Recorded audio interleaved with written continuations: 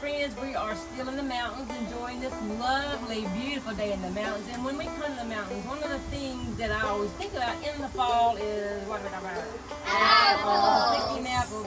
So I brought some apples today for us to talk about some special things. And I'm going to open up the apple and put this in here. Yes.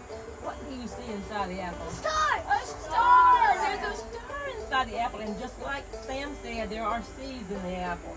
So in that star, I'm going to lift out that seed.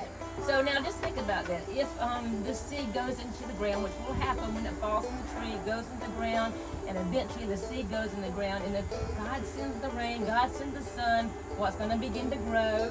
Apple tree. It reminds me of the star.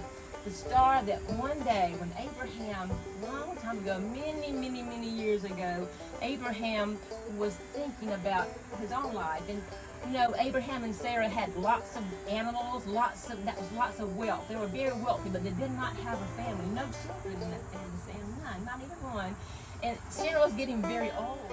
One day, God came to Abraham and he told Abraham, one night, look up in the sky, and what do you see? Stars. Stars.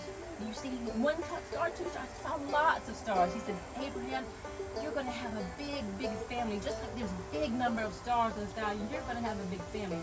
That was God's promise. And that's a big promise. Can you imagine? Abraham did believe in God's promise. And one day, Sarah did have a baby. Even in her old age, she had a baby named Isaac. And Isaac grew up, and he got married, and he had children. And those children grew up, and they had children. And those children grew up and they had children, just like we were talking about with the seeds in the trees. So eventually, Abraham had a big family, as many as there are stars in the sky. But the most important thing about that promise that he gave Abraham, who was born into the family? Jesus was born in his family, so that was the biggest promise of all. Not just that he would have a big family.